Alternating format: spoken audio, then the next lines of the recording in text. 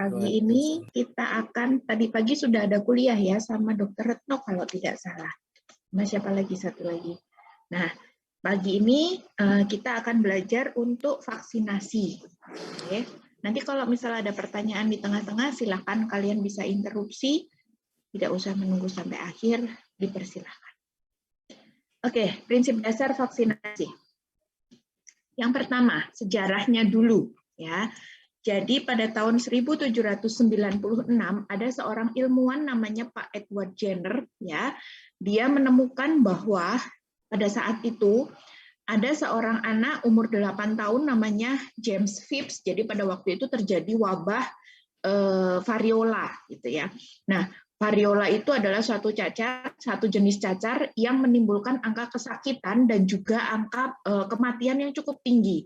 Dan kalau toh orangnya itu sembuh, maka bisa terjadi kecacatan pada orang itu, gitu.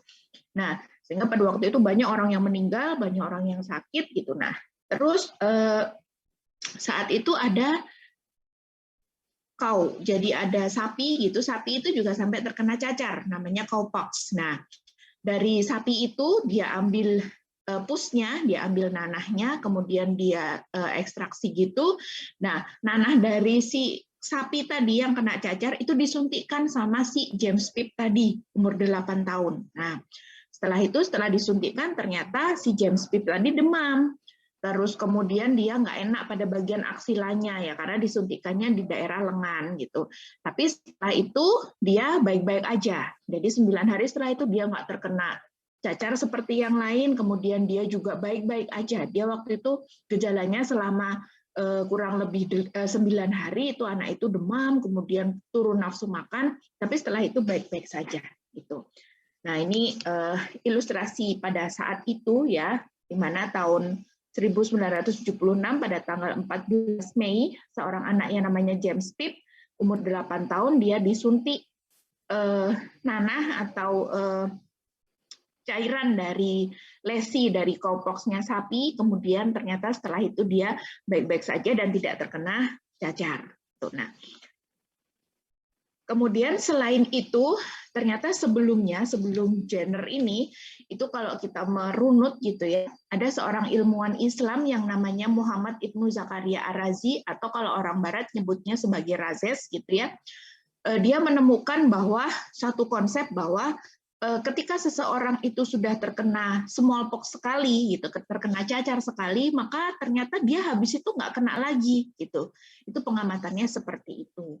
Nah, kenapa saya menyajikan ini juga karena mungkin kalian sudah banyak baca gitu ya, ada beberapa kalangan yang menolak untuk vaksin gitu, dan kalangan tersebut salah satunya adalah orang-orang Islam sendiri gitu. Katanya ada yang menyebutkan suatu rumor bahwa vaksin itu adalah buatan orang Yahudi, sehingga ketika orang-orang Islam itu divaksin gitu nanti dia akan menjadi murtad atau dan lain sebagainya gitu ya apa namanya rumor-rumor seperti itu. Tetapi kalau kita mau baca lagi ternyata di daerah Eropa pun atau di Amerika pun juga ada orang-orang yang anti vaksin seperti itu dan mengatakan bahwa vaksin itu buatan orang Islam sehingga ketika dia divaksin maka dia nanti akan menjadi muslim gitu. Ya, berarti kan apa namanya? Ya banyak rumor seperti itu. Nah, tugas kita sebagai seorang dokter gitu ya, yang memberikan pengertian yang benar gitu.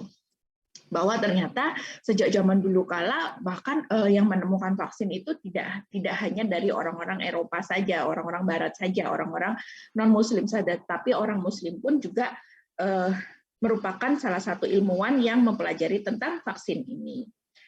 Begitu. Nah ini gambaran dari variola yang saya sebut tadi bahwa nanti ketika dia terkena pun nanti bisa menjadi cacat gitu ya, kasihan anaknya. Oke, nah ini yang paling terkenal gitu ya. Kenapa? Karena waktu itu awalnya ditemukan sampai pada akhirnya ditemukan vaksinnya dan sampai kemudian bisa dikatakan bahwa smallpox ini atau variola ini sudah hilang dari permukaan bumi gitu ya, atau bisa dikatakan eradikasi dari seluruh permukaan bumi. Sudah tidak ditemukan lagi adanya virus yang menyebabkan terjadinya smallpox ini. Salah satu yang dilakukan adalah pada saat itu usahanya adalah vaksin gitu. Sehingga bisa dikatakan bahwa smallpox ini bisa tereradikasi dengan bantuan vaksin yang menyeluruh di seluruh dunia. Jadi kalau yang namanya vaksin itu ya suatu upaya yang harus dilakukan secara bersama-sama. Tidak bisa hanya sekelompok orang saja, harus semuanya ikut berpartisipasi karena ya dengan cara itu nanti pada akhirnya tujuan dari vaksin itu dapat dicapai. Oke, next. Nah, kalau ini di Indonesia sendiri ya, jadi di Indonesia sendiri vaksin itu mulai dilakukan pada tahun 1956. Tuh. Jadi pada waktu itu adalah vaksinnya vaksin cacar, smallpox ini ya. Kemudian pada tahun 73 itu ada vaksin BCG. Kalau kalian masih punya apa ya? Kalau kalian itu kalau saya nenek saya, mungkin kalian mbah buyut kali ya. Mbah buyut kalian atau mungkin nenek kalian. Kalau dilihat di lengannya itu ada goresan gitu. Nah, itu dulunya vaksin dari ada yang zaman Hindia Belanda itu sudah mulai ada vaksin. Dulu kalau nenek saya cerita itu pada waktu itu pada masa pendudukan Jepang tuh orang-orang disuruh antri gitu terus kemudian digores tangannya. Nah, itu kalau bayangan saya kok itu ya termasuk salah satu program vaksin dari pemerintah gitu ya, karena pada waktu itu memang di seluruh dunia semua orang harus divaksin agar bisa mengeradikasi suatu penyakit. Nah, pada tahun 73 mulai ada BCG. BCG ini adalah vaksin untuk mencegah terjadinya penyakit TB yang berat gitu ya. Kemudian pada tahun 74 ada vaksin TT ya, tetanus toxoid singkatannya. Kemudian pada tahun 1976 ada DPT, ya DPT itu difteri, pertusis sama tetanus. Kemudian tahun 80 ini pada waktu itu Indonesia sudah dinyatakan eradikasi smallpox, eradikasi cacar gitu ya, sehingga anak-anak setelah itu mungkin beberapa tahun setelah itu sudah termasuk kita, termasuk saya itu sudah tidak dapat vaksin ini lagi karena memang sudah tereradikasi. Nah, pada tahun 80 ini mulai ada polio, kemudian tahun 82 mulai ada measles. Measles ini jenis cacar yang lain gitu ya. Kemudian pada tahun 97 ini mulai ada hepatitis B. Ini yang saya sebut ini adalah vaksin-vaksin yang disubsidi pemerintah untuk rakyatnya. Jadi ketika orang itu mendapatkan vaksin-vaksin ini ya gratis dari pemerintah. Kemudian pada tahun 2004 DPT tadi diperbarui atau diperbaiki ditambahkan dengan HB, hepatitis B ya, yang dimana hepatitis B itu ditemukan tahun 97 gitu ya.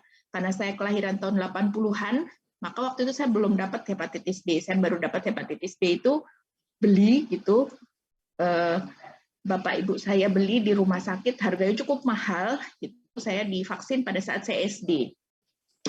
Kemudian tahun 2013 ya ditambah dengan HIB, DPT, HB dan HIB sehingga sekarang ini kita mengenalnya sebagai pentabio. Ada 5, D, P, T, HB dan HIB.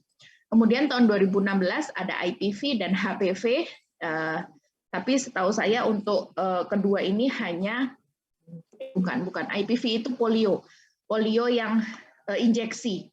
Untuk yang HPV ini hanya digratiskan atau disubsidi untuk beberapa provinsi saja di Indonesia. Kemudian tahun 2017 ya campak itu berubah menjadi MR tuh. Yang measles tadi ya campak tadi berubah menjadi MR ditambah dengan rubella. Kemudian ada PCV, tapi PCV ini juga hanya tertentu saja. Kemudian tahun 2018 ada Javanese encephalitis, ini juga tertentu. Kalau tidak salah ini di Bali. Jawa pun belum dapat vaksin. Ini perkembangan vaksin di Indonesia yang disubsidi oleh pemerintah. Sehingga kalau kalian nanti ditanya loh, kok saya dapat vaksin influenza dok, itu bukan apa yang termasuk yang disubsidi pemerintah gitu. Sehingga kita kalau punya dana lebih ya bisa untuk vaksin itu sendiri. Oke, nah bagaimana sebenarnya peran vaksin ini terhadap penyakit-penyakit infeksi di dunia? Kalau ini datanya ini dia diambil dari data di Amerika kalau tidak salah. Oh ya, United States. Nah ini kasusnya seperti difteri tadi ya. Difteri itu kasus yang paling banyak itu pada tahun 1921, di mana terdapat 206.939 kasus, tetapi pada tahun 2014 dengan ditemukannya vaksin itu bisa 0 kasusnya. Sehingga dapat dikatakan bahwa 100% orang itu terlindungi dari penyakit difteri karena adanya penemuan vaksin ini. Demikian juga dengan penyakit-penyakit yang lain, di mana penyakit-penyakit yang lain juga bisa melindungi atau mengcover lebih dari 95% gitu. Ketika terhadap kemungkinan seseorang itu menderita suatu penyakit. Oh ya, untuk tambahan, nah di sini nggak ada BCG ya. Jadi BCG itu adalah salah satu vaksin yang dia itu fungsinya bukan untuk mencegah terjadinya TBC, tetapi mencegah terjadinya TBC yang berat. Jadi tidak semua orang di dunia itu kena dikasih BCG gitu. Biasanya hanya di daerah-daerah yang endemik gitu. Dan Indonesia termasuk yang memiliki angka TBC yang cukup tinggi gitu. Nah, nggak tahu bisa sombong atau enggak, tetapi setahu saya Indonesia itu memiliki peringkat ketiga dengan kasus TBC terbanyak di dunia setelah Cina dan India. Maka dari itu semua anak-anak Indonesia, bayi baru lahir gitu ya, umur 2 bulan, kalau nggak salah antara 0 sampai 2 bulan, itu diberikan vaksinasi BCG untuk mencegah terjadinya BCG yang berat gitu. Jadi dan dia efektivitasnya tidak sampai 90% sekian gitu. Efektivitasnya kalau tidak salah antara 70 sampai 80% mencegah terjadinya TBC yang berat. Kenapa? Karena nanti deh di belakang nanti dijelaskan kenapanya. Oke, nah ini tadi masih berhubungan ya dengan pernyataan saya yang di depan tadi bahwa vaksin itu adalah suatu upaya kesehatan yang harus dilakukan bersama-sama. Gitu. Buktinya ini, jadi ketika ini yang diagram batang ini adalah jumlah kasus suatu penyakit begitu. Kemudian yang diagram garis ini adalah coverage dari imunisasi, cakupan imunisasinya gitu ya. Itu di sini bisa dilihat bahwa semakin tinggi cakupan imunisasi, maka semakin rendah kejadian suatu penyakit. Tetapi ketika dia cakupan imunisasinya masih rendah, maka kejadian atau insidensi penyakit tersebut tinggi, gitu ya. Sehingga sangat penting sekali mengapa cakupan imunisasi itu selalu digemborkan. Kalau sekarang kan selalu ditayangkan bahwa berapa persen orang yang sudah divaksin, gitu ya. Kalau untuk kasus-kasus di pandemi COVID-19 ini, jadi berapa persen suatu daerah atau suatu negara itu sudah mencapai vaksinasi, gitu. Kalau di sini dikatakan bahwa ketika cakupan itu 80%, maka dapat menurunkan kasus sampai ke tingkat kurang dari 20%. Ini seluruh dunia ya. Jadi nanti diharapkan setiap negara itu paling tidak mencapai cakupan vaksinasi 80% untuk bisa menghilangkan pandemi COVID ini. Bukan menghilangkan, mengendalikan pandemi COVID-19 ini. Ini tidak hanya berlaku untuk COVID-19, tapi juga untuk penyakit-penyakit yang lain. Bahkan untuk seperti penyakit lain seperti DPT gitu-gitu, coverage vaksinnya itu targetnya adalah biasanya kalau di puskesmas ditargetkan dalam satu wilayah itu 90%. Begitu. Oke. Nah, ini ya seperti contohnya adalah DPT. Jadi DPT itu adalah suatu vaksin yang isinya adalah difteri, tetanus dan pertusis, di mana diberikan selama 3 kali. Jadi booster 3 kali. Maaf, kok 3 kali ya. Pentabio 1. Ya, kalau tidak salah 3 kali. Nah, ini DPT ketiga, ya, coverage-nya pada tahun 2016 di Southeast Asian, warna biru, itu coverage-nya sudah lebih dari 80%. Ini kalau dibandingkan dengan kejadian penyakitnya juga pasti akan seimbang gitu. Nah, secara umum atau di global di dunia itu pada tahun 2016 coverage-nya kurang lebih antara 80 sampai 90%.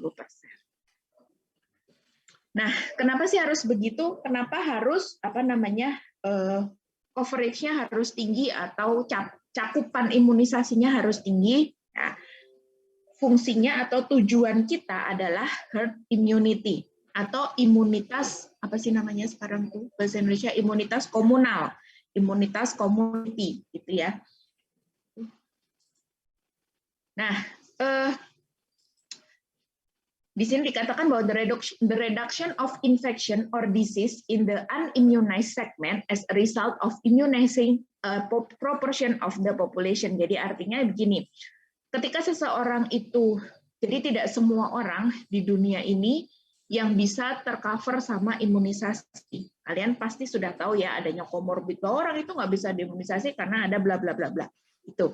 Nah, kita yang tidak memiliki komorbid, gitu ya, kita yang orang yang sehat, orang yang bisa divaksin, ya harus mau divaksin untuk bisa melindungi orang-orang yang tidak bisa divaksin tersebut. Tuh. Jadi begini, misalkan ada satu orang yang merah ini adalah orang yang sakit. Ketika dia dekat dengan orang yang sehat, maka orang sehat tersebut akan menjadi sakit. Demikian seterusnya. Itu ciri-ciri penyakit menular kan seperti itu. Namun ketika seseorang yang sakit itu dekat dengan orang yang sudah imun, sudah kebal gitu ya, maka orang tersebut tidak akan menderita penyakit. Gitu gambaran umumnya. Nah, jika gambaran ini kita terapkan di seluruh populasi, maka hasilnya adalah seperti ini. Herd immunity atau imunitas komunal. Pada suatu daerah ya, ketika ada satu orang yang menderita sakit, maka satu orang yang menderita sakit itu bisa menginfeksi atau bisa menularkan penyakit tersebut ke hampir semua yang ada di komunitas tersebut. Tetapi ketika vaksin itu mulai ada ya, tapi cakupannya masih rendah, ketika ada satu orang yang terinfeksi, maka orang-orang lain yang terinfeksi itu jauh lebih sedikit dibandingkan ketika belum ada yang vaksin, gitu.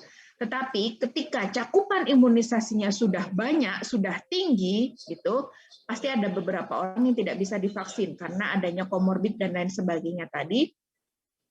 Maka ketika ada satu orang yang terkena infeksi, maka tidak akan mengenai yang lain. Bahkan bisa melindungi orang-orang yang tidak bisa divaksin tadi. Itu. Ini adalah tujuan atau goal dari imunisasi. Tujuan dari vaksinasi itu ini, ya, adanya kekebalan komunal, herd immunity. Karena orang-orang yang komorbid ini tidak hanya yang hipertensi ya, bahkan sekarang hipertensi aja boleh divaksin.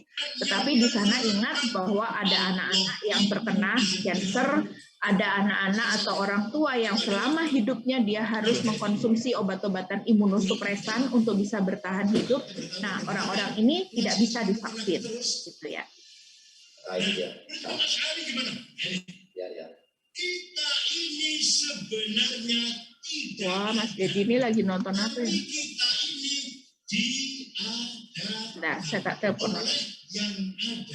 Yang ada sebelum kapal ada, itu ada, sudah ada. Bahkan kita menggunakan kapal ada karena ada yang ada. Atau kita menggunakan kapal tidak ada karena ada yang ada. Maka yang ada hanyalah yang ada. Istimewa. Tiga berita ini. Itu kawan. Baik. Puasa ini kurang besar lah, ini sekitar 2019 ini bulan lagi. Wah, jadi saya sampaikan di sini kawan, ini saya ulangi kata-kata yang tadi sampaikan Pak Kiai. Jadi disadung dan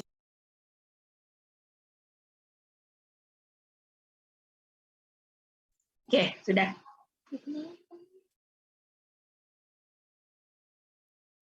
Oke, nah bagaimana sebenarnya vaksin itu bisa memberikan perlindungan kepada kita, gitu ya. Jadi ternyata vaksin itu bisa memberikan perlindungan dalam jangka panjang karena adanya maintenance dari apa namanya sel efektor yang spesifik untuk suatu penyakit, gitu ya. Kemudian selain itu vaksin ini juga bisa memicu terbentuknya sel-sel memori yang dia memiliki kemampuan yang cukup dan memiliki reaktivasi yang bisa cepat untuk bisa menangani suatu exposure dari patogen. Tuh. Nah, apa saja sel-sel efektor yang diinduksi oleh vaksin? Yang pertama adalah antibodi, ya. Nanti antibodi ini akan diproduksi oleh sel B atau sel plasma.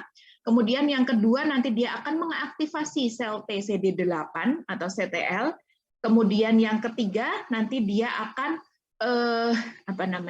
mengaktifasi atau maintenance ya sel B dan sel CTL untuk diaktifasi oleh sel T sehingga nanti dia juga akan menimbulkan atau memicu aktivitas dari sel TCD4 dan kemudian baik vaksin yang diproduksi ya hampir semua vaksin yang diproduksi sampai saat ini itu bisa menginduksi baik sel T maupun sel B ya dan respon-respon di bawahnya.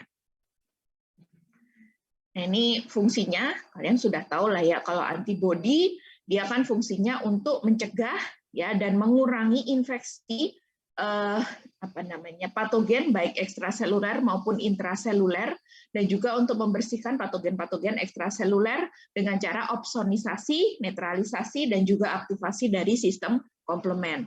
Kemudian untuk sel TCD8 atau CTL ya nanti dia akan mengatur dan juga membersihkan patogen-patogen yang sifatnya intraseluler baik secara direct maupun indirect.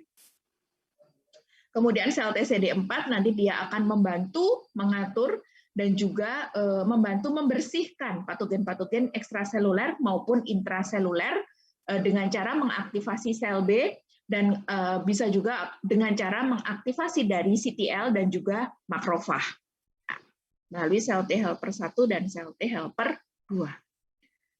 Nah, ini secara umum bagaimana vaksin itu bisa menciptakan atau memunculkan terjadinya respon imun. Jadi ketika vaksin itu disuntikan ya masuk ke dalam otot kita gitu. Nanti antigen-antigen yang ada di dalam vaksin tersebut, vaksin kan isinya ada antigennya gitu ya, akan memicu sel dendritik untuk mempresentasikan antigen tersebut kepada sel T. Nah, sel TCD4. Selain sel TCD4, nanti juga akan dipresentasikan kepada sel TCD8 melalui ikatan atau pengenalan dari ekspresi MHC kelas 1. Kemudian sel TCD4 yang sudah diaktifasi oleh sel dendritik tadi, nanti dia akan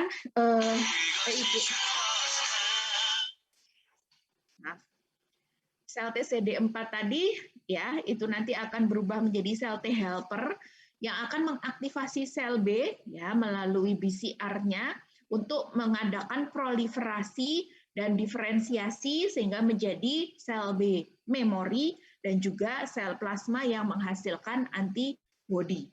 Kemudian sel plasma ini nanti bisa bertahan hidup lama di dalam bone marrow.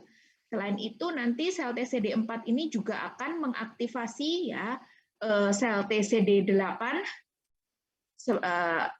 yang pada akhirnya nanti sel TCD8 ini akan menjadi sel T efektor, sel TCD8 efektor dan juga sel TCD8 memori. Gitu. Sehingga kalau disimpulkan di akhirnya nanti si vaksin ini akan menghasilkan yang pertama sel B memori, kemudian ada antibodi, kemudian ada sel TCD8 efektor maupun sel TCD8 memori. Oke. Nah, ini bagaimana sel B itu diaktifasi oleh sel T CD4+ ya dan bagaimana antibodi itu diproduksi. Jadi ini pasti kemarin sudah diberikan gitu, di mana sel T helper ini nanti akan berikatan dengan sel B, yang kemudian selanjutnya sel B ini akan mensekresikan sel plasma, mensekresikan antibodi ketika dia sudah diaktifasi oleh sel T. Nanti antibodi ini berfungsi sebagai netralisasi, bisa melakukan opsonisasi, maupun bisa melakukan aktivasi sistem komplement. Oke, nah Selain dia bisa menghasilkan atau bisa membuat diferensiasi sel B menjadi sel plasma, gitu ya, sel T nanti juga akan membuat sel B untuk berdiferensiasi menjadi sel memori, sehingga di dalam tubuh manusia yang sudah divaksin itu di dalamnya nanti akan ada sel memori, gitu ya. Oke, nah ketika itu tadi sudah terbentuk gitu ya, tadi dikatakan bahwa ada antibodi, kemudian ada sel TCD4, ada sel TCD8, itu yang kesemuanya itu dalam bentuk sel-sel memori gitu ya. Maka ini menurut penelitian ketika setelah dilakukan vaksinasi smallpox atau cacar gitu tadi, ternyata level antibodi itu bisa bertahan lama sekali. Bahkan dalam penelitian ini dia bisa bertahan sampai 30 tahun. Level antibodinya itu masih cukup tinggi gitu ya. Di sini dikatakan bahwa setelah diberikan vaksin itu tidak ada reinfeksi lagi. Gitu, karena pada saat itu sudah tidak ada virus smallpox gitu. Ternyata ketika dilihat seperti ini. CD4 memori dan CD8 memorinya pun masih ada meskipun sudah mulai turun. Tetapi, oke, itu nanti dulu deh. Oke, sekarang bagaimana kok vaksin itu gimana sih caranya bisa melindungi kita dari penyakit gitu ya? Yang pertama, ketika seseorang itu atau tubuh seseorang itu ketika pertama terkena infeksi itu, maka nanti yang seperti kalian tahu bahwa sel B naif itu nanti akan diaktifasi sehingga berubah menjadi sel B yang teraktivasi. Kemudian setelah itu sel B yang teraktivasi itu tadi akan melakukan diferensiasi menjadi sel plasma. Sel plasma nanti akan menghasilkan antibodi baik IgG maupun IgM. Setelah itu ketika sudah terjadi peak dia turun ya, sel plasma ini dia nanti akan bertahan di dalam bone marrow. Tuh. Dan ketika dia sudah bertahan di dalam bone marrow, dia masih menghasilkan antibodi, namun kadarnya rendah, gitu ya. Nah, ketika terjadi infeksi yang kedua, ya atau infeksi reinfeksi, ya sekunder infeksi, begitu, dia tidak perlu mengaktifkan lagi mulai dari sel B naif, tetapi kan dia tadi punya namanya sel B memori. Makanya sel B memori ini langsung teraktivasi dan langsung diferensiasi menjadi sel plasma, dan nantinya sel plasma yang terbentuk pada sekunder infeksi ini akan menghasilkan banyak antibodi terutama IgG, bukan IgM lagi. Setelah itu akan turun dan dia masuk ke dalam sel bone marrow, tetapi kadarnya jauh lebih tinggi dibandingkan dengan infeksi yang pertama. Kayaknya suara saya putus-putus ya.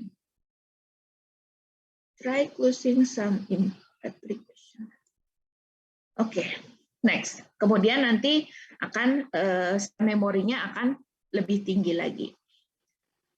Oke, yang bawah. Nah, yang bawah ini menyimpulkan gitu. Jadi ketika setelah imunisasi, respon primernya itu berlangsung 5-10 hari, sementara kalau yang sekunder respon itu hanya 1-3 hari. Kemudian peak responnya lebih sedikit, kalau yang sekunder lebih banyak. Kemudian isotype-nya biasanya kalau pada yang pertama itu IgM-nya lebih banyak dibandingkan dengan IgG, tetapi yang kedua mungkin malah didominasi oleh IgG. Atau mungkin antibodi yang spesifik yang lain bisa IgA atau IgE, itu tergantung dari isotype switching yang terjadi. Kemudian afinitas antibodinya. Afinitas itu bagaimana si antibodi itu bisa berikatan atau bisa mengenali antigen yang masuk gitu ya. Ketika respon primer dia memiliki afinitas yang rendah dibandingkan ketika dia terjadi respon sekunder. Nah, ini di sini gambar ini menerangkan bahwa ketika kita terkena suatu infeksi, misalkan antigen X yang masuk ke dalam tubuh kita gitu ya, nantinya dia akan menimbulkan suatu respon primer gitu, seperti yang sudah saya jelaskan di slide sebelumnya tadi. Nah, ketika terjadi lagi suatu infeksi oleh antigen X, ternyata pada saat itu juga dibarengi oleh antigen Y gitu ya, maka respon yang terjadi itu akan sendiri-sendiri. Jadi nanti akan menghasilkan secondary anti-X respon yang lebih tinggi karena dia merupakan sekunder, tetapi untuk antigen Y dia menjadi primer. Nah, dari gambar ini bisa diambil suatu kesimpulan bahwa ketika seseorang itu mau vaksin gitu ya, boleh nggak sih kalau vaksin itu barengan gitu? Kalau dari sini boleh, barengan itu boleh. Jadi pada saat yang kedua ini saya mau vaksin A yang booster dan ada vaksin B, boleh. Karena respon yang terbentuk juga akan berbeda gitu ya, tetapi terjadi bersamaan. Oke, nah di gambar ini menjelaskan bahwa respon dari setiap vaksin yang disuntikkan ke dalam tubuh kita itu ternyata memiliki respon yang berbeda-beda. Ada yang ketika dia diberikan vaksin, maka nanti akan menghasilkan antibodi yang cukup tinggi sampai melebihi peak ya, sampai melebihi ambang yang dibutuhkan untuk bisa melawan suatu infeksi gitu. Kemudian nanti setelah itu akan menurun. Nah, kalau yang C, nggak tahu dok, sebentar saya lagi ikut. Oke. Ini yang C ya, di sini digambarkan bahwa ketika ada antigen ya, maaf saya kok jadi blank. Bentar.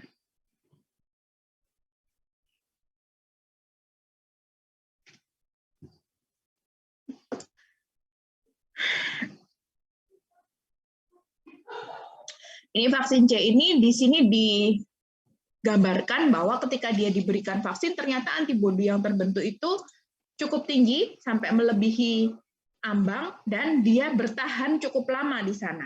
Gitu. Nah, selain itu ya, selain dari jenis penyakitnya atau jenis vaksinnya, ternyata ketika kalau di sini digambarkan kan dia pertama kali dia kena vaksin atau dia dapat vaksin, kemudian dia memiliki kadar antibodi yang cukup tinggi sampai melebihi ambang gitu. Kemudian pada suatu saat dia kena patogen yang sesungguhnya gitu, bukan vaksin lagi, dia kena exposure patogen gitu. Tetapi pada kasus ini ternyata inkubasi dari patogennya ya, di sini contohnya adalah hepatitis B virus gitu. Itu cukup panjang sehingga ketika dia masuk tidak masalah karena karena dia inkubasinya cukup panjang, maka tubuh masih memiliki waktu untuk bisa menghasilkan antibodi yang cukup untuk melawan patogen tersebut gitu. Tetapi pada kasus seperti misalkan Haemophilus influenza tipe B ini ternyata inkubasi dari patogennya itu singkat gitu, sehingga pada saat dia terkena exposure patogen yang beneran gitu tadi ya, antibodi yang dimiliki oleh tubuh itu belum cukup tinggi untuk bisa melawan patogen tersebut gitu.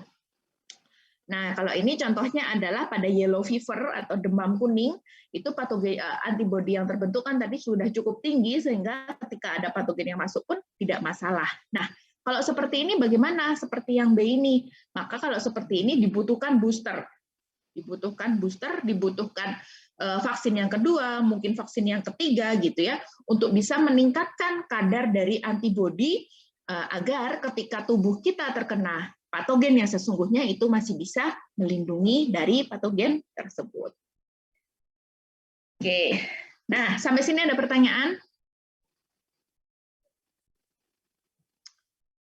Oke, kalau tidak ada pertanyaan saya lanjutkan lagi. Padahal baru ngomong sebentar. Oke, next. Nah, tadi di depan sudah saya sampaikan bahwa vaksin yang masuk ke dalam tubuh kita itu akan bisa mengaktifasi beberapa sel efektor gitu ya, antibodi, kemudian ada sel T gitu, termasuk CTL ya, cytotoxic cell. Nah, yang pertama, suatu T-cell yang masih naif ya, yang masih polos gitu, ketika dia dipresentasikan suatu antigen oleh APC, itu ya, di mana antigen ini dipresentasikan oleh MHC kelas 1 gitu, maka nanti akan menyebabkan terjadinya sinyal proliferasi dari sel T tersebut. dengan cara dia menghasilkan IL-2 gitu ya. Kemudian nanti selanjutnya akan terjadi diferensiasi ya sel T tadi yang masih naif diferensiasi menjadi sel T sitolitik gitu. Setelah itu nanti dia akan berfungsi sebagai sel efektor untuk bisa mengtarget suatu sel yang terinfeksi oleh virus. Vaksin pun kerjanya sama seperti ketika seseorang itu terkena infeksi yang alami. Gitu. Nah, ini pasti kalian juga sudah pernah tahu bagaimana diferensiasi dari sel T tersebut. Jadi kalau suatu APC begitu ya, dia mengekspresikan MHC kelas 1 bersama peptida, maka nanti sel T naif itu akan berdiferensiasi menjadi sel T sitolitik. Ya, dan fungsinya adalah untuk menyebabkan suatu sel itu terjadi apoptosis. Sementara kalau suatu APC itu dia memiliki presentasi atau ekspresi dari MHC kelas 2 bersama peptida, maka sel T tersebut nantinya akan berubah menjadi sel T CD4. Tetapi sel T CD4 sendiri itu kan banyak banget ternyata diferensiasinya. Ya, jadi ketika dia bisa berubah menjadi sel T helper 1, dia bisa berubah menjadi sel T helper 1 dan T helper 2, kemudian T helper 17 dan ada Treg. Ini seperti harusnya kalian sudah dapat ini ya soal ini. Kemarin kan ada aktivasi sel T dan lain sebagainya. Di mana nanti masing-masing diferensiasi ini akan memiliki fungsi atau efek yang berbeda-beda pada setiap sel yang dilaluinya. Yang paling unik ini Treg ya, karena ternyata dari Treg ini kita bisa belajar bahwa segala sesuatu itu harus ada yang memberhentikan atau menstop gitu ya. Jadi kita juga jadi orang nggak boleh terlalu semangat gitu, karena suatu saat semangat itu ya harus ada yang menstop gitu ya, biar nggak capek hidupnya ya. Jadi bisa dibayangkan kalau tidak ada Treg ini, maka akan terjadi inflamasi yang berlebihan sekali di dalam tubuh kita, nantinya juga akan menyebabkan suatu keadaan yang tidak baik juga untuk tubuh kita. Bahkan bisa terjadi sepsis dan akhirnya kematian. Makanya Treg ini cukup penting dalam mekanisme respon imun dalam tubuh kita.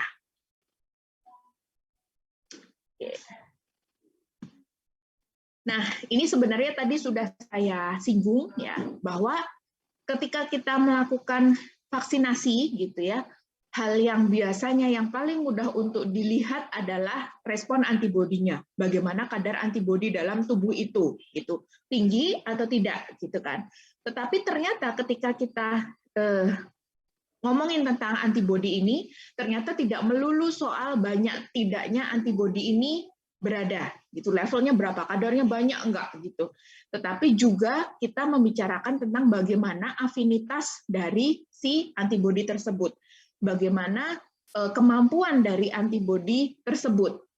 Apakah dia kelasnya kelas pemula gitu ya, bisa dikatakan begitu, ataukah dia kelasnya sudah advance, sudah expert gitu. Kalau kita main game kan ada yang gamenya baru level 1, maka kemampuannya ya biasa aja. Nanti ketika dia sudah masuk ke level 2, level 3 dan seterusnya, maka kemampuannya akan semakin baik. Nah, demikian juga dengan antibodi ini.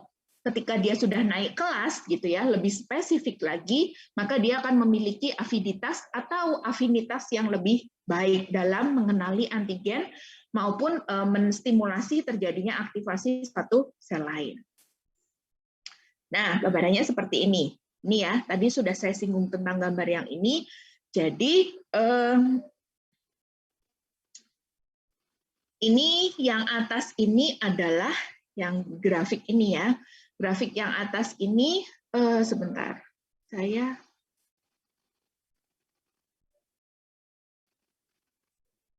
oke. Nah, di bawah ini ada tulisan 1, ada tulisan 2, dan ada tulisan 3. Ini adalah imunisasi yang pertama, kemudian ini booster kedua, dan ini booster ketiga. Pada saat dia diberikan imunisasi yang pertama, maka terjadilah awal mula pembentukan antibodi. Yang atas ini bagaimana levelnya, yang bawah ini afinitasnya. Nah, pada saat yang pertama dia levelnya masih rendah gitu. Kemudian nanti pada saat yang kedua maka konsentrasinya semakin tinggi, dan pada saat booster yang ketiga maka konsentrasinya jauh lebih tinggi lagi. Sementara untuk afinitasnya, yang pertama afinitasnya masih rendah ya, kemudian yang kedua nanti afinitasnya semakin naik, dan yang ketiga afinitasnya semakin naik lagi. Sehingga bisa dikatakan bahwa pemberian booster ya, baik yang kedua maupun yang ketiga, itu akan meningkatkan afinitas dari antibodi dan bisa meningkatkan kemampuan dari antibodi tersebut dalam mengenali antigen yang masuk nantinya. Oke. Ini gambaran afinitasnya.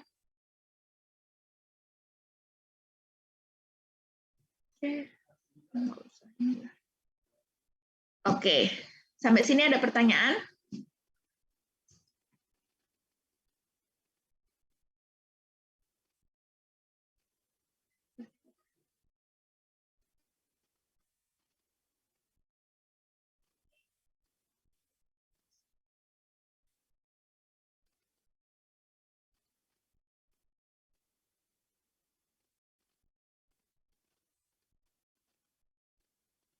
Oke, saya lanjutkan ya. Sekarang klasifikasi dari vaksin. Secara umum vaksin itu dibagi jadi dua. Ada vaksin hidup, dia disebut sebagai live vaksin atau live attenuated vaksin karena dia bukan sepenuhnya suatu patogen yang hidup, tapi dia hidupnya dibatasi begitu ya. Kemudian yang kedua adalah vaksin non-live vaksin atau kita sebut sebagai vaksin yang inaktif. Nah, live attenuated vaksin ini dia dapat menyebabkan atau memunculkan respon imun, tetapi tidak sampai menimbulkan suatu gejala atau suatu simptom yang merugikan pasien tersebut. Gitu. Ya, kok ini kok ketutupan. Yalah, nanti bisa dibuka sendirilah harusnya. Tetapi ya kalau kekurangannya dari live vaksin atau vaksin yang hidup ini, kadang-kadang kalau diberikan kepada orang-orang yang memiliki sistem tubuh yang imunokompromis gitu ya, contohnya pada anak-anak yang punya penyakit-penyakit imunodefisiensi atau mungkin mereka yang punya HIV gitu ya, kemudian atau juga pada mereka yang mengkonsumsi obat-obatan imunosupresif itu tidak bisa menerima vaksin ini karena nantinya vaksin yang dimasukkan ke dalam tubuh orang-orang tersebut itu bisa menjadi tidak terkontrol gitu ya, sehingga akan menimbulkan suatu gejala yang merugikan. Tetapi kalau pada orang-orang yang imunokompeten gitu ya, vaksin ini bisa menimbulkan respon imun, tetapi tidak sampai menimbulkan suatu penyakit yang merugikan. Sehingga kalau kita perlu tahu pengetahuan tentang ini, apa saja vaksin-vaksin yang termasuk vaksin hidup, karena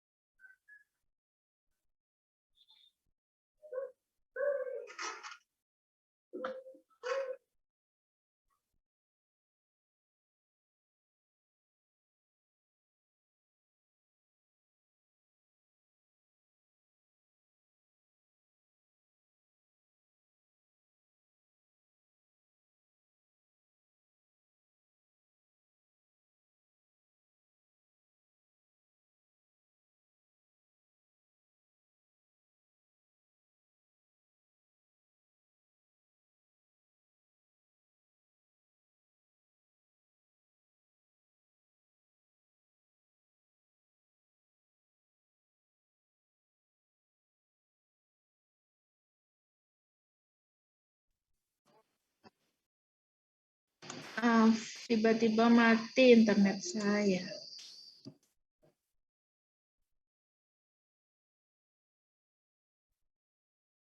Oke, saya lanjutkan ya. Kok ada Pak Safari? Ngapain Pak Safari ikut? Niki wae sing mlebu breakout room, Bu. Terus ngapain melu-melu kan aku tadi ra pede. Ya wis aku taklif lho. Assalamualaikum. Waalaikumsalam.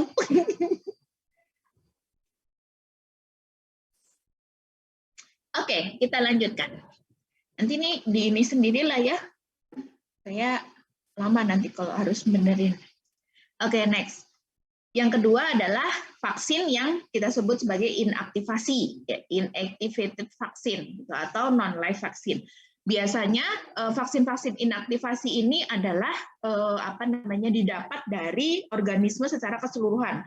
Jadi misalkan virus ya, virusnya dimatikan dulu tuh, terus nanti dijadikan vaksin semuanya. Jadi semua komponen dari virus tersebut, patogen tersebut nanti dijadikan komponen dari vaksin.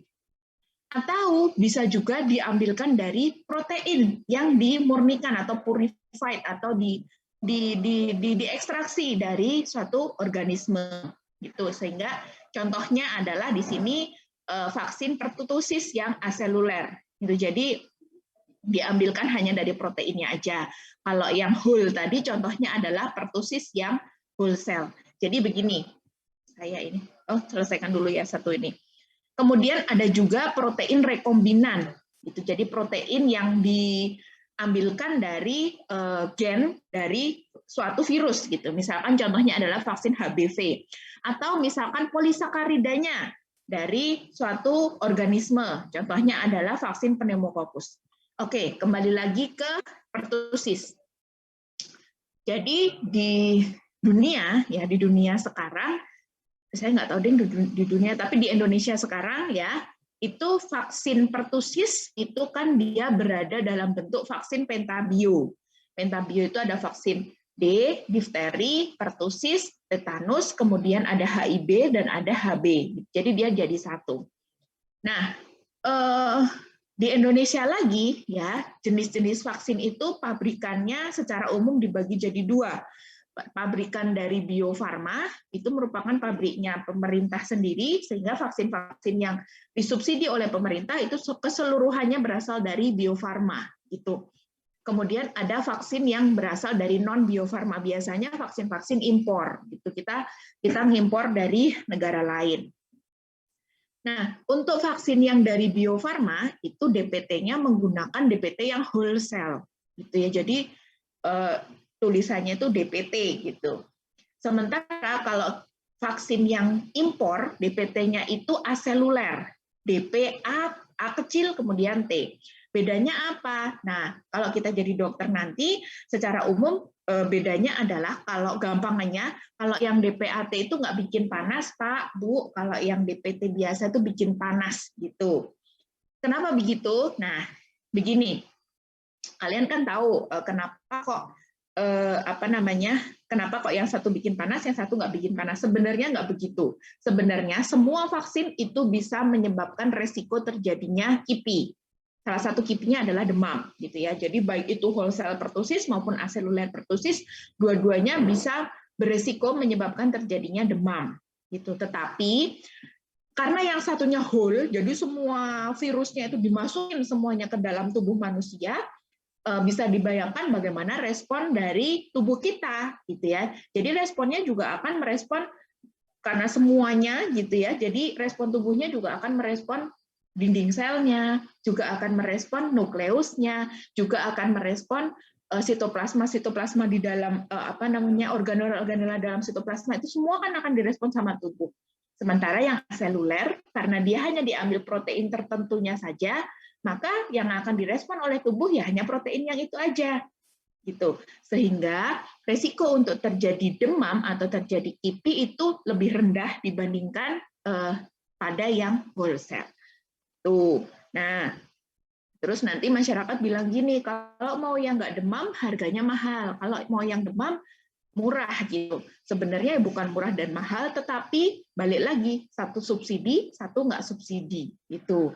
Jadi kalau ibu-ibu itu kalau di puskesmas gitu ya, vaksin anaknya yaitu gratis, itu dapatnya gratis karena dia ada vaksin dari Bio Farma. Tetapi meskipun dia Bio Farma, kalau sudah masuk rumah sakit ya, karena rumah sakit itu bukan tempat untuk vaksin, itu biasanya tetap bayar gitu. Makanya, dan bayarnya kan nggak semua ya, makanya satunya murah, satunya mahal, kadang begitu.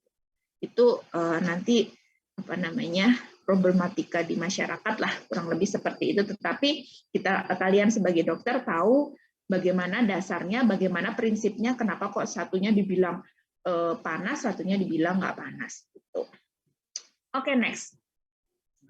Nah, selain itu juga ada vaksin-vaksin yang berasal dari toksinnya. Contohnya adalah tetanus, difteri, itu diambil dari toksinnya yang menyebabkan sakit.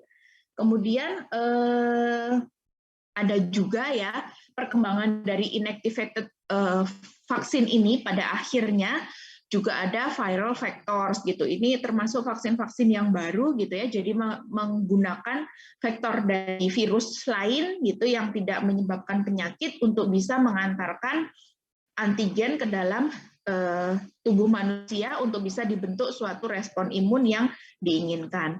Kemudian ada juga vaksin-vaksin yang punya base RNA maupun DNA. Kemudian ada juga partikel-partikel yang dibuat sedemikian rupa sehingga menyerupai virus, disebut sebagai virus-like particles. Ini adalah penemuan-penemuan yang baru gitu ya dari pengembangan vaksin-vaksin inaktivasi. Oke, kemudian selanjutnya ada juga yang namanya adjuvan atau bahan-bahan tambahan yang dimasukkan ke dalam vaksin. Ya, jadi ternyata ketika membuat vaksin itu tidak hanya dimasukkan antigennya aja terus disuntikkan gitu, enggak. Ternyata ada yang namanya adjuvan. Adjuvan itu apa?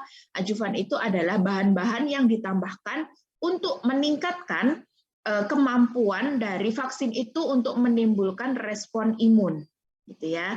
Jadi adjuvan itu ya memang suatu bahan ya, cuman tambahan aja, tetapi ternyata bahan-bahan itu tidak hanya bahan, tapi dia bahan yang dipilih untuk bisa meningkatkan terjadinya respon imun. Salah satu yang paling lama digunakan adalah garam aluminium, gitu ya. Ini sudah lama sekali digunakan. Kemudian untuk yang baru, gitu ya, untuk vaksin-vaksin yang baru, ini ditambahkan adjuvan yang baru dengan dasar emulsi minyak dan air, gitu. Contohnya adalah MF59, AS01, AS04, gitu ya, dengan kode-kode begitu, tetapi dasarnya adalah dia emulsi air dan minyak. Selain adjuvan, gitu ya, selain adjuvan, vaksin itu juga ditambahkan zat-zat pengawet atau preservatif, juga ada emulsifier, tuh, ada juga stabilizer, sehingga vaksin yang nantinya itu setelah diproduksi itu sampai bisa masuk ke dalam tubuh manusia itu harapannya masih sama dengan apa yang pertama kali dia pikirkan atau pertama kali dia dibuat gitu. Nah, makanya dia butuh zat pengawet, dia butuh emulsifier agar bisa bercampur jadi satu, dan butuh stabilizer untuk bisa agar dia tidak mudah rusak. Selain itu juga bisa ditambahkan antibiotik,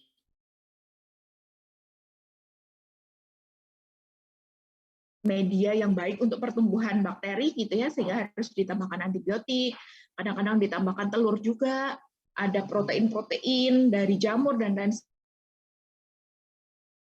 Nah, bahan-bahan ini ya secara umum kalau disuntikkan ke dalam tubuh manusia itu tidak akan menimbulkan masalah apapun kecuali pada mereka yang alergi.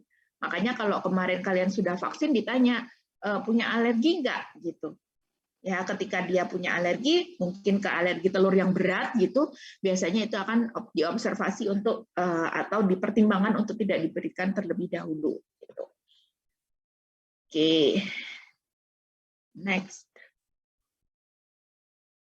Nah, sebentar, kok saya udah sampai sini aja. Oh iya benar. Oke, tadi kan kalian sudah mengenal bahwa vaksin-vaksin itu ada yang vaksin hidup dan ada vaksin yang mati atau inactivated gitu ya. Nah, bagaimana efikasinya dan bagaimana keamanannya? Nah, vaksin-vaksin yang hidup gitu ya, di sini vaksin yang hidup itu memiliki efikasi yang jauh lebih bagus gitu ya. Bisa dibayangkan sendiri ya kenapa lebih bagus, karena hampir sama dengan ketika kita terkena patogen yang asli, gitu kan. Nah, tetapi safety-nya ya, keamanannya lebih rendah, jadi KIPI-nya lebih banyak, lebih tinggi gitu. Dan semakin sedikit atau semakin kecil komponen yang dimasukkan ke dalam tubuh kita, maka dikatakan di sini di dalam diagram ini bahwa tingkat efikasinya semakin semakin jelek, tetapi tingkat keamanannya semakin tinggi gitu. Tetapi kalau kita aplikasikan pada saat sekarang ya, vaksin COVID-19 ini kan ada beberapa jenis vaksin gitu ya, ada yang live attenuated gitu ya, ada yang whole gitu, contohnya adalah Sinovac, yaitu kan inaktif vaksin ya, jadi seluruh virus yang mati itu dimasukkan gitu ke dalam tubuh manusia jadi vaksin. Kemudian ada juga vaksin-vaksin yang DNA based dan RNA based gitu. Contohnya adalah Pfizer, kemudian Moderna. Nah, kalau kita lihat di penelitian-penelitian, ternyata vaksin-vaksin yang memiliki base dari RNA dan DNA itu kan memiliki efikasi yang malah justru lebih tinggi dibandingkan pada vaksin-vaksin yang whole, gitu ya. Ya, ini saya ambil sudah lampau gitu sebelum terjadi pandemi COVID ini, jurnal ini, gitu ya.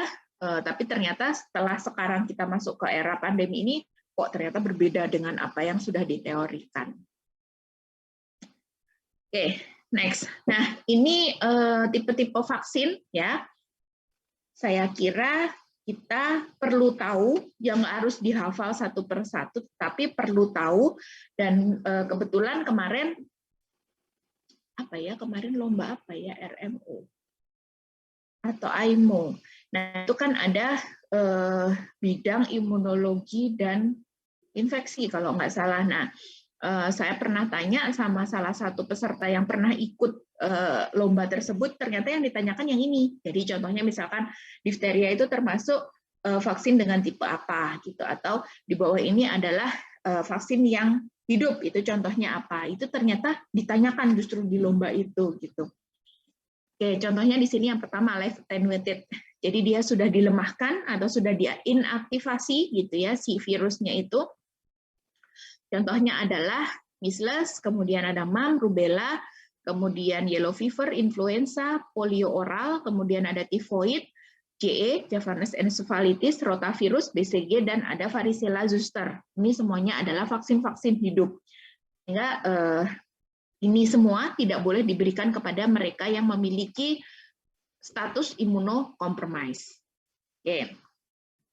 Ini yang pertama kali dikenalkan pada tahun 1798 adalah vaksin smallpox gitu. Jadi memang ini adalah teknologi yang paling lama gitu ya untuk vaksin yang live attenuated. Tuh. Tetapi karena dia paling lama gitu ya, dan kemudian digunakan sampai sekarang juga, beberapa vaksin masih dipakai sampai sekarang begitu, sehingga kita bisa memprediksi bagaimana efek yang terjadi pada orang yang sudah divaksin itu gitu. Dan selama ini ya alhamdulillah nggak apa-apa gitu ya, kita kan banyak diberikan vaksin-vaksin yang live attenuated gitu. Dan untuk PT Bio Farma sendiri itu kan sudah memproduksi berbagai macam vaksin-vaksin yang live attenuated ini. Jadi kalau dikatakan kemarin itu kayak CoronaVac itu kan diproduksi oleh Bio Farma, itu nanti gimana? Ya kalau saya dia sudah berpengalaman loh untuk menghasilkan vaksin-vaksin yang live attenuated ini, jadi ya nggak masalah gitu. Kemudian ada juga vaksin yang killed whole organism. Jadi organisme semuanya itu dimasukkan ke dalam tubuh manusia, contohnya adalah pertusis tadi ya, polio, influenza, JE, hepatitis A, dan rabies. Jadi yang lain-lain bisa dibaca sendiri. Nah, di sini ada juga protein polisakarida conjugate. Tuh. Contohnya adalah Haemophilus influenza tipe B, kemudian ada pneumococcus, ada meningococcus, dan ada tifoid. Tuh.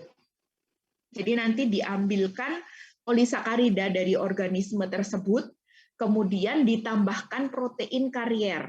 Jadi ditambahkan pembawanya gitu, pembawa si polisakarida itu, kemudian dijadikan suatu vaksin untuk disuntikan kepada manusia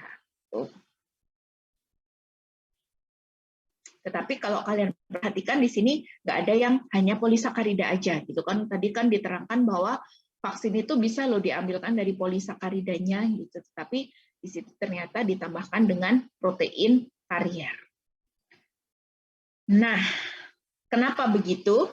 Ya, karena ketika vaksin itu hanya dalam bentuk polisakarida saja, gitu ya, nantinya polisakarida ini akan mengaktifasi BCR, gitu ya, akan mengaktifasi si sel B melalui BCR-nya, melalui reseptornya, sehingga nanti sel B tersebut akan berdiferensiasi menjadi sel plasma dan menghasilkan antibodi. Tetapi ketika dia berada dalam bentuk protein polisakarida conjugate, gitu ya, diberikan protein karier, ternyata si protein karier ini cukup bisa mengaktifasi atau membuat sel T-nya bergerak gitu. Sehingga ketika sel T-nya juga bergerak ya, adanya ekspresi dari MHC kelas 2 yang berasal dari protein karier tadi, itu nantinya tidak hanya terbentuk sel plasma saja yang menghasilkan antibodi, tetapi juga bisa menghasilkan sel memori. Itu sehingga polisakarida yang diambil dari organisme tadi perlu ditambahkan suatu protein karier. Nah, keduanya ini kan sama ya, pada hasil akhirnya ya, pokoknya menghasilkan antibodi gitu. Tetapi yang satu tidak dengan sel T, yang satu dia bersama dengan sel T. Karena kan kita tahu bahwa suatu antigen itu yang masuk ke dalam tubuh, nantinya dia akan menghasilkan atau menstimulasi terbentuknya antibodi itu, ada yang melalui jalur thymus dependent dan ada yang melalui jalur thymus independent. Dia nggak butuh thymus, dia nggak butuh sel T untuk menghasilkan antibodi gitu. Tetapi ada juga yang harus dengan sel T. Ini yang thymus dependent. Jadi nanti ketika suatu antigen itu diproses oleh sel B gitu ya, nantinya di sisi lain dia juga akan mengaktifasi sel T sehingga nantinya akan menghasilkan antibodi. Nah, contoh dari vaksin-vaksin yang conjugated polisakarida itu antara lain adalah HIB, kemudian ada pneumococcus tadi ya saya sebutkan di depan. Oke. Sekarang jadwal dari vaksin. Biasanya early life immaturity and old age senescence limit induction or persistent of long life plasma cell. Jadi umur diberikan vaksin itu biasanya pada awal-awal kehidupan gitu ya. Jadi dia masih memiliki thymus yang cukup besar gitu, thymus yang cukup untuk diinduksi oleh berbagai macam antigen yang masuk ke dalam tubuh manusia. Tetapi kalau pada usia yang sudah tua gitu ya, nanti kita terhambat oleh yang namanya senescence. Senescence itu adalah keterbatasan sel untuk mengalami atau melakukan suatu proliferasi, replikasi. Dia sudah nggak bisa lagi, sudah selnya sudah mentok gitu ya. Jadi itu juga menjadi salah satu pertimbangan untuk pemberian dari vaksin. Biasanya ada vaksin-vaksin yang perlu booster ya, jadi harus diberikan pemberian vaksin kedua, pemberian vaksin ketiga ya. Tadi kan kalian tahu bahwa tidak semua vaksin itu akan memberikan kadar antibodi yang cukup tinggi terus untuk bisa melawan suatu patogen, tetapi ada juga yang menurun dan sehingga harus diberikan booster gitu. Biasanya jaraknya adalah 4 minggu dari vaksin pertama ke vaksin kedua, gitu. Minimal 4 minggu. Kalau saat ini untuk COVID-19 ini bahkan ada yang diberikan setelah 3 bulan gitu ya. Booster keduanya kayak AstraZeneca itu kan 3 bulan, ada yang 2 bulan gitu ya, karena sekarang ya tetap masih dalam masa uji coba, bukan uji coba juga sih, masih uji klinis tahap ketiga. Kemudian ini sudah ya. Mengapa kok 4 minggu? Karena pertimbangannya adalah maturasi dari sel B memori itu membutuhkan waktu kurang lebih dari 4 minggu itu. Ini 4 months weeks ya ini ya. Oke, ini untuk di Indonesia sendiri, oh seharusnya ada 2019, tapi nggak beda jauh sih. Ini jadwal imunisasi untuk anak usia 0 sampai 18 tahun dari IDAI, Ikatan Dokter Anak Indonesia. Ya, di sini dari lahir, ketika dia lahir ceprot, ya itu diberikan hepatitis B sama polio serta ada BCG. Itu BCG itu bisa diberikan sampai usia 2 bulan. Kemudian nanti ada DPT. DPT itu diberikan pada usia 2, 3, 4 bulan. Kemudian nanti di booster pada usia 18 bulan dan diberikan lagi pada usia dia SD biasanya. Oke. Kemudian lain-lain bisa dibaca sendiri. Nah, kenapa saya tampilkan ini? Ini nanti mungkin pada saat ini, ya pada saat sekarang ini kalian belum begitu butuh jadwal ini, gitu. Nanti ketika kalian masuk ke koas, terutama stase IKM mungkin, itu dulu harus ngapalin ini. Jadi kalau anak datang gitu, umur berapa Bu? Oh harus divaksin apa gitu. Nah, nyebelinnya, ini kan jadwal dari IDAI, Ikatan Dokter Anak Indonesia. Itu beda sama jadwal dari Kemenkes gitu. Sementara puskesmas itu di bawah komandonya Kemenkes. Jadi kayak yang paling kelihatan beda itu DPT. Kalau di sini kan diberikan pada usia 2, 3, 4 bulan. Kalau jadwalnya Kemenkes itu usianya 2, 4, 6 bulan gitu. Tapi ya sudah, nanti lama-lama hafal sendiri kok. Nggak usah terlalu dipikirin lah tentang ini. Nanti kalau punya anak aja harus punya jadwal ini. Oke, oh ya, balik lagi ke sini dulu. Nah, kalau kalian perhatikan, tadi kan di depan saya sudah menjelaskan bahwa ada beberapa vaksin yang di-cover sama pemerintah, disubsidi sama pemerintah gitu. Tapi kalau lihat jadwalnya di sini tuh ada banyak yang nggak ada di depan tadi. Contoh, rotavirus, tadi di depan nggak ada, influenza, kemudian hepatitis A, kemudian varicella, ini kan nggak ada tadi di depan, gitu ya. Nah, ini adalah vaksin-vaksin yang sebaiknya tetap diberikan kepada anak-anak, tetapi tidak di-cover sama pemerintah. Jadi kalau kalian jadi dokter, sekiranya orang itu mampu, ya disarankan untuk melakukan vaksin-vaksin yang ada di sini semuanya. Kalau untuk dengue ini, sepertinya ini dicoret dulu karena ada banyak KIPI yang berat yang muncul setelah dilakukan vaksin dengue. Kenapanya? Kalian sudah tahu sendiri kemarin ya. Di minggu kemarin kita sudah membicarakan kenapa kok dengue itu pada infeksi kedua itu lebih berat gitu kan. Oke, next. Padahal ya kalau kita tidak bisa menentukan bahwa orang itu sekarang kena dengue, oh kamu serotipe 1 ya, terus besoknya lagi kamu serotipe 2 ya, kan nggak bisa digitukan gitu, sehingga akan sangat sulit untuk pengembangan vaksin dengue itu dari situnya. Oke, selain anak-anak juga dikeluarkan dari PABD untuk jadwal imunisasi dewasa gitu. Sehingga kita ini juga harusnya tetap vaksin gitu. Meskipun waktu kecil dulu sudah vaksin, ternyata sekarang juga ada anjuran untuk vaksin. Termasuk nanti ketika kalian mau koas gitu ya, itu biasanya akan difasilitasi, bukan difasilitasi, diberikan satu ruang gitu agar kalian bisa vaksin hepatitis B gitu ya, karena vaksin hepatitis B ini angka kejadiannya cukup tinggi di Indonesia dan menjadi salah satu penyebab paling sering terjadinya sirosis hepatis atau HCC, hepatoseluler karsinoma gitu ya, sehingga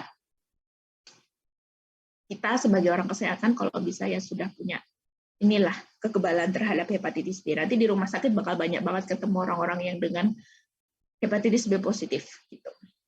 Jadi harus hati-hati. Oke, nah ini program dari pemerintah. Tadi yang sudah saya singgung tadi. Nanti di SD kalau kalian nanti kerja di puskesmas itu juga ada namanya BIAS, bulan imunisasi anak sekolah. Nah, itu kelas 1 dikasih apa, kelas 2 dikasih apa gitulah. Itu ada nanti. Nanti aja diapalinya kalau sudah jadi dokter di puskesmas. Oke, sekarang perkembangan dari vaksin. Tadi kan sudah diterangkannya bagaimana vaksin itu bisa menyebabkan kekebalan, apa saja sih jenis-jenis vaksin, dan lain sebagainya. Ternyata sampai sekarang masih ada beberapa penyakit yang perlu untuk segera dikembangkan suatu vaksin untuk bisa mencegah kesakitan dan angka kematiannya secara umum ya di dunia. Tuh.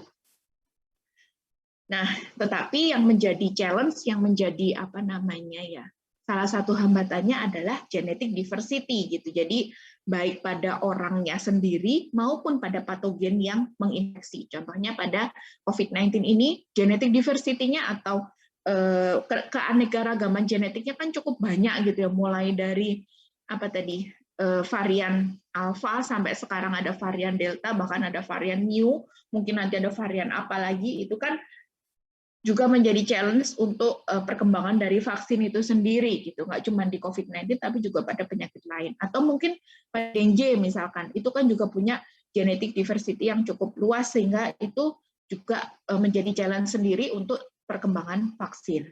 Kemudian biasanya perkembangan vaksin itu atau mulai dari awal dia penelitian sampai jadi oke, ini vaksin itu biasanya butuh waktu 10 tahun. Tetapi hebatnya Masya Allah pada pandemi ini ya tidak butuh waktu lama untuk bisa menghasilkan vaksin yang bisa diproduksi secara massal dan bisa diterapkan di seluruh orang di dunia gitu ya. Jadi benar ya kata orang Jawa itu kalau kepepet ya bisa gitu. Nah, mungkin salah satu kenapa kok cepat itu ya mungkin karena itu juga. Nah, saat ini yang dikembangkan itu yang banyak adalah vaksin yang berbasis DNA maupun RNA gitu. Karena nantinya DNA atau RNA nanti kan kemarin kalian sudah belajar biomol ya. Nanti dia akan masuk ke dalam sel tubuh manusia dan akan ikut bereplikasi di sana dan menghasilkan protein yang disandi oleh DNA maupun RNA dari vaksin tersebut gitu kan. Nah, protein yang disandikan itu biasanya adalah protein-protein yang bersifat epitop gitu kan. Nantinya protein tersebut bisa memicu baik respon imun humoral maupun respon imun yang sifatnya seluler. Jadi selama ini vaksin-vaksin yang ada itu kadang-kadang itu apa kayak misal BCG tadi yang saya bahas di depan. BCG itu kan untuk mencegah keparahan penyakit TBC. Sementara kalian tahu bahwa TBC itu termasuk salah satu bakteri intraseluler yang mana dia itu lebih banyak melibatkan respon imun seluler gitu kan. Sementara kalau pada vaksin yang dihasilkan itu biasanya dia banyak juga akan menghasilkan antibodi atau respon imun yang sifatnya humoral. Nah, makanya pada BCG itu tidak bisa mencegah atau ya mencegah penyakit tersebut ya, dan efektivitasnya kalau yang pernah saya baca itu antara 70 sampai 80% untuk mencegah terjadinya TBC gitu. Ya karena salah satunya itu tadi, karena dia sulit untuk mengaktifasi respon imun yang sifatnya seluler untuk penuh gitu, untuk bisa merespon penuh dari jalur seluler tersebut. Makanya mungkin dari DNA dan RNA basis ini bisa menjawab hal-hal tersebut. Oke, terima kasih. Mungkin ada pertanyaan.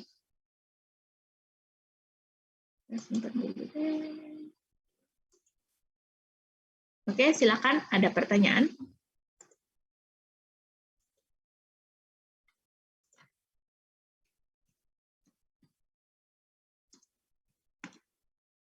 Mohon maaf dokter, izin bertanya. Oke, silakan. Selamat siang dokter, saya izin bertanya, perbedaan sebelumnya kan kalau orang-orang yang mau berpergian ke daerah epidemi seperti ke daerah Indonesia Timur itu diberi yang namanya profilaksis seperti itu. Nah, kemudian yang menjadi pertanyaan saya, profilaksis dan vaksin itu bedanya apa nggih dok? Mungkin pertanyaan saya izin. Terima kasih dokter. Oke. Profilaksis itu kan malaria ya. Kalau untuk malaria itu memang pada sampai saat sekarang saya nggak tahu, tapi sudah ada perkembangan untuk vaksin malaria sendiri gitu. Tetapi memang belum bisa diproduksi secara massal. Saya nggak tahu kalau mungkin di daerah lain sudah, tapi setahu saya di Indonesia belum ada.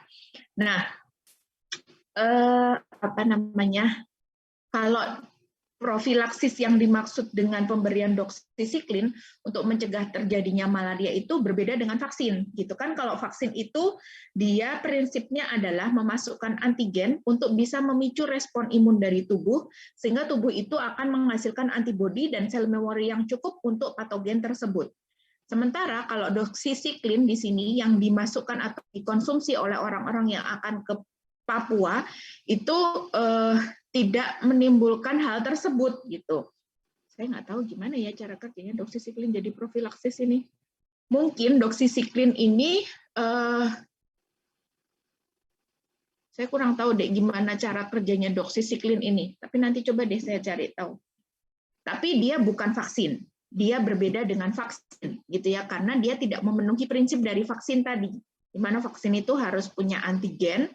Terus kemudian dia harus bisa memicu respon tubuh untuk menghasilkan antibodi. Begitu kurang lebih, Dio. Oh, baik, dokter. Terima kasih. Oke. Oke, yang lain. Izin bertanya, dokter. Talita, suaramu kecil sekali. Sampun terdengar, dokter. Oke, sudah. Saya izin bertanya, dokter, yang ibu hamil itu kan sistem imunnya kan juga rendah ya, dokter. Nah, saya juga baca di jurnal itu kalau vaksin itu tidak gimana ya, buatan efektif terhadap ibu hamil gitu juga, dokter, karena sistem imunnya itu berbeda dengan saat tidak hamil. Nah, itu gimana gitu, dokter, apalagi saat COVID-19 ini. Terima kasih, dokter. Oke.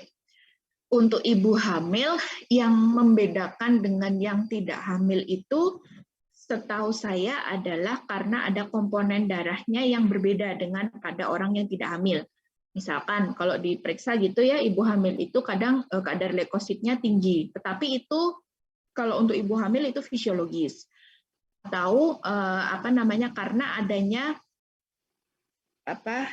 makhluk yang ada di dalam tubuhnya juga sehingga darahnya menjadi lebih encer gitu dan lain sebagainya. Nah, bagaimana dengan vaksin gitu ya? Apakah dia efektif atau tidak? Saya kira yang lebih dikhawatirkan bukan efektif atau tidaknya, begitu kalau pada ibu hamil, tetapi biasanya lebih ke arah bagaimana efeknya terhadap janin gitu. Jadi makanya selama ini ibu hamil itu baru diketok palu boleh vaksin itu kan belum lama untuk COVID-19, tetapi pada akhirnya boleh dilakukan vaksin karena tidak terbukti menimbulkan efek samping untuk bayi yang dikandungnya. Kalau efektif atau tidaknya, saya kira tetap efektif karena pada ibu hamil juga akan tetap terbentuk respon imun dan lain sebagainya. Meskipun mungkin tidak sebagus, saya nggak tahu deh, saya nggak bisa ngomong kalau apakah sama bagusnya atau tidak sama bagusnya dengan orang yang tidak hamil. Tapi penelitian yang ada saat ini biasanya lebih ke arah apakah aman atau tidak untuk janinnya. Biasanya begitu. Gitu, ditakutkan nanti si komponen dari vaksin itu ada yang bisa menembus barier plasenta sehingga akan mempengaruhi janin misalkan. Dan ternyata ketika dia sudah menembus janin ternyata bisa menimbulkan sesuatu di sana. Yang dikhawatirkan itu. Tetapi sampai saat ini nggak masalah sih, bahkan vaksin yang AstraZeneca itu yang protein itu boleh-boleh saja disuntikkan kepada ibu hamil, bahkan Pfizer yang dia DNA base itu boleh disuntikkan kepada ibu hamil gitu. Jadi insya Allah nggak masalah. Baik, terima kasih, dokter. Oke, ada yang lain?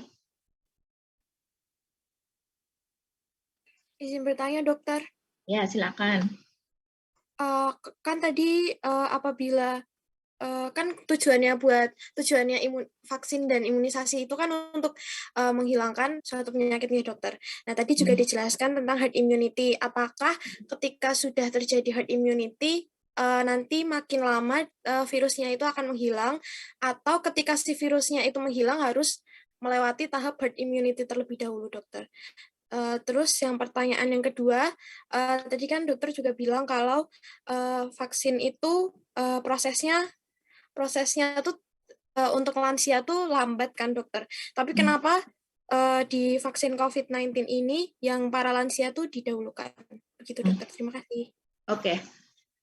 herd immunity dan eradikasi penyakit gitu ya. Jadi kenapa sih harus apakah suatu penyakit itu akan benar-benar hilang ketika herd immunity-nya sudah tercapai gitu ya.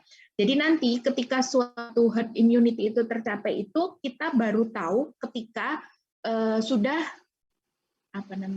orang-orang yang terkena penyakit itu sudah sangat sedikit sekali. Itu berarti herd immunity-nya sudah tercapai. Kita taunya begitu. Atau kalau mau semua orang di dunia ini diperiksa semua antibodinya. Oh, semuanya sudah tinggi. Berarti herd immunity-nya sudah tercapai. Nah, gimana prosesnya? Kok bisa herd immunity ini akan menyebabkan terjadinya eradikasi suatu penyakit? Ketika setiap orang di dunia ini sudah memiliki antibodi yang cukup tinggi atau memiliki sel-sel memori atau memiliki pertahanan tubuh yang cukup bagus terhadap suatu penyakit, maka kita bisa membayangkan bahwa ketika ada satu orang yang terinfeksi, maka tidak akan ada orang lain yang tertular. Yang namanya virus, dia akan bisa hidup ketika dia memiliki host. Kalau hostnya sudah nggak ada, maka dia akan mati. Gitu, maka dia akan hilang. Gitu logikanya. Itu sehingga coverage dari vaksin ini cukup penting karena ketika setiap orang itu memiliki imunitas terhadap suatu penyakit yang cukup tinggi, antibodinya cukup tinggi gitu ya, maka orang itu tidak akan terkena penularan dari penyakit tersebut. Artinya virus itu sudah tidak punya rumah lagi untuk berkembang biak. Kalau virusnya udah nggak punya rumah untuk berkembang biak, maka akhirnya dia akan mati dan hilang dari bumi ini. Begitu logikanya. Kemudian yang kedua, apa tadi Hasna? Lupa saya. Tadi kan Dokter Erika kan sempat bilang kalau proses ketika vaksin itu disuntikkan ke lansia itu prosesnya memakan waktu yang lebih lama. Ya, gitu. betul. Nah, kenapa kok vaksin COVID-19 ini yang pertama kali disuntikkan adalah pada lansia gitu ya? Karena begini. Menurut data, menurut statistik bahwa pada awal-awal terjadinya pandemi itu yang paling banyak terkena itu lansia. Maksudnya banyak terkena adalah efeknya. Efek yang paling buruk itu terjadi pada lansia. Kenapa? Karena pada lansia itu banyak orang-orang yang sudah lansia itu terkena sindrom metabolik, hipertensi, DM, obesitas gitu ya. Maka yang pertama dilakukan adalah divaksinlah mereka-mereka yang memiliki resiko yang paling tinggi terjadi mortalitas dan morbiditas gitu. Tapi kan nggak ngaruh dok gitu ya. Kita nggak tahu ngaruh atau enggaknya. Sekali lagi, ini adalah vaksin baru, ini adalah penyakit baru, sehingga prinsipnya adalah yang penting pertama aman dulu. Vaksin ini aman kok disuntikkan ke orang. Entah itu efektivitasnya bagaimana terhadap orang itu, yang penting dia aman dulu. Dan menurut uji klinis fase tahap kedua, dia memiliki efektivitas yang cukup tinggi. Dikatakan cukup tinggi itu kalau lebih dari 50%. Bisa dibayangkan ketika saya misalkan terkena COVID-19, naudzubillah, kemudian 50% dari itu saya bisa selamat dan 50%-nya tidak selamat, itu saya akan memiliki chance 50% itu untuk bisa selamat daripada saya sama sekali tidak memiliki chance untuk selamat. Kan begitu. Nah, demikian juga dengan prinsip dari pemberian vaksin ke orang tua ini, gitu. Yang penting dia aman dulu vaksinnya, dia aman, tidak menimbulkan efek samping yang sangat merugikan, gitu ya. Kemudian yang kedua adalah dia memiliki efektivitas yang baik pada uji klinis tahap awal.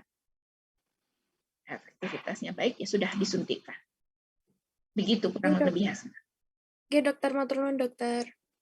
Oke, yang lain demikian juga untuk kenapa nakes kok disuntik pertama ya, karena dia memiliki resiko yang tinggi juga gitu. Kalau dari tingkat usia, orang yang paling banyak meninggal, orang yang paling banyak masuk ICU itu kan lansia. Sementara untuk pekerjaan, orang yang paling banyak kena itu kan tenaga kesehatan, karena memang resikonya cukup tinggi sehingga diberikan yang pertama, bahkan diberikan booster yang ketiga. Itu ya. Oke, yang lain. Oh iya, kemarin saya dapat kasus gitu. Jadi ada orang yang datang ke rumah ibu saya gitu ya. Dia cerita kalau dia habis dapat vaksin Moderna gitu. Nah, Karena orang awam gitu ya, ketika dia dapat Moderna, kipinya cukup berat, pusing, demam, muntah gitu. Ya sampai muntah dia orangnya. Terus dia datang minta obat. Mbok gimana caranya? Pokoknya saya nggak mau sakit gitu kan, ini gara-gara vaksin gitu. Nah, nanti mungkin kalian akan menemukan kasus-kasus seperti ini. Terus saya bilang ke orang itu, ya dia cukup beruntung dong dapat Moderna, sementara teman-teman kita yang nakes di luar Jawa itu kadang-kadang bahkan ada yang vaksin kedua pun belum dapat gitu. Dan dia dapat Moderna itu kan suatu hal yang berkah gitu ya. Keberuntungan dia dapat Moderna itu gitu. Sehingga ketika dia terkena kipi, ya nggak apa-apa. Memang kipi itu kan sudah diprediksi sejak awal. Untuk Moderna nanti akan terjadi ini, dan biasanya berlangsung paling lama 3 hari. Jika lebih dari 3 hari, maka silahkan segera menghubungi fasilitas kesehatan yang terdekat, kan begitu. Nah, nanti mungkin kalian akan menemukan hal-hal itu di sekitar kalian. Meskipun kalian masih semester 3, kadang kan sudah dianggap jadi dokter toh, ditanya, Mbak, aku kiwato dikasih obat apa? Kadang-kadang ada yang begitu. Nah, mungkin juga ada yang ngomong begitu. Nah, kalau karena sudah dapat kuliah ini, kalian bisa bercerita bahwa ketika vaksin itu masuk, ya itu nanti akan terjadi proses pembentukan antibodi. Proses pembentukan antibodi itu atau proses pembentukan tentara itu kan kita ngertiinnya ke orang biasanya tentara toh. Nah, namanya tentara itu mau jadi tentara yang bagus itu ya butuh jatuh bangun. Nah, jatuh bangunnya tentara itu ya bikin badannya remek-remek dulu, tapi ya nggak apa-apa, nanti bakal punya Kopassus yang hebat. Itu. Oke, ada yang lain? Pertanyaan yang lain? 11.36. Oke, kalau tidak ada, saya cukupkan sampai di sini ya. Mungkin ada pertanyaan yang lain di luar materi, boleh silakan disampaikan.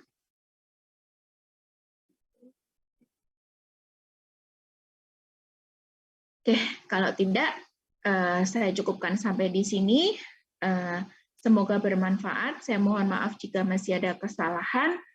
Saya akhiri dengan bacaan hamdalah dan doa kafaratul majelis. Alhamdulillahirabbil alamin. Subhanakallahumma wa bihamdika asyhadu an la ilaha illa anta astaghfiruka wa atubu ilaik. Billahi taufik wal hidayah. Wassalamualaikum warahmatullahi wabarakatuh. Waalaikumsalam. Terima kasih, dokter. Dokter.